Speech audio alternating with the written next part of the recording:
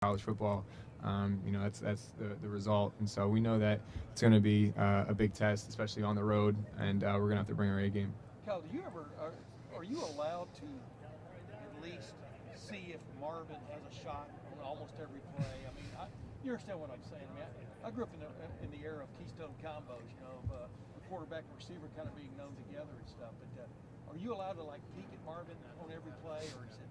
How does that work? Yeah, I mean, obviously, it depends on, I think, A, the play call, and then B, the coverage. But I said this earlier, I think there's never a time where, going to Marvin isn't a great idea. And, I think regardless of the coverage and regardless of what route he's running, he's done a really good job all year of finding different ways to get open.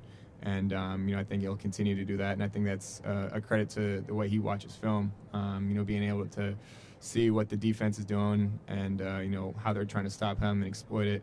And I think at the same time, he knows, if they want to double him or give him extra attention, it's going to open other people up. And so I think he's done a good job of kind of taking both of those in stride. Yeah, we saw you kind of hop out. I mean, you probably been asked this 12 times before I got here, but kind of hop out of last week's game. But was there any way you weren't going back in? No, I mean. And what drives you in that regard? Yeah, I mean, I knew, it's going to take a lot for me not to go back in. I knew I felt good enough to continue to play. I think the more time went on, I just kind of started walking on it a little bit more and running on it.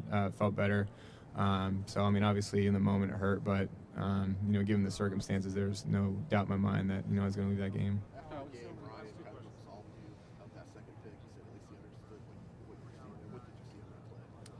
Yeah, so obviously trying to take a shot down the field, and the cornerback, he made a good play. Obviously, I have to see him and do a better job of just being safe with the ball and checking it down, but fell off Carnell and jumped in front of the route that Marvin was running.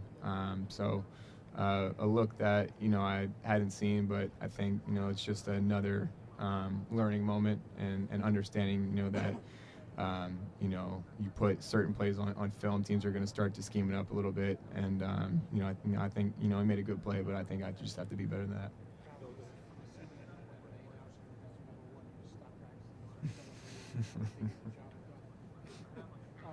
How do you guys take it? I mean, do they even register with you guys? Yeah, I mean, obviously, a lot of attention on social media is going to that, whatever. But at the end of the day, we know none of that matters if we don't continue to win. And although it's cool to be the number one team in the nation, it's November 1st, and just I think the biggest thing is that keeping the main thing, and that's winning. That's stacking these games and continuing to improve. And if we're still the number one team at the end of the year, then that's the goal. Can I squeeze in one more? Yep. I thought your scramble on third down when you hurt your ankle, I thought was like one of your better plays in the game. We've sort of talked about like deciding when to run and that kind of thing. What did you think of that play? And then it's like you make a good run and then the dude falls on your ankle. What do you make of that? Yeah. Obviously, going back and watching the film, we had a little bit of a quick pass called, third and short, trying to get the ball out of my hands and get the first down. And I think Wisconsin had a good call. They zoned it out and dropped out underneath, and I just kind of felt that void right there in the middle of the field. So third down, if I can scramble up and get a few yards to get the first down, that's what I'm going to do. And then obviously when it hit me, it didn't feel great.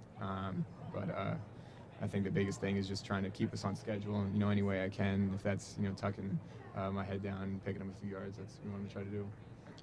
Thank you. Thanks.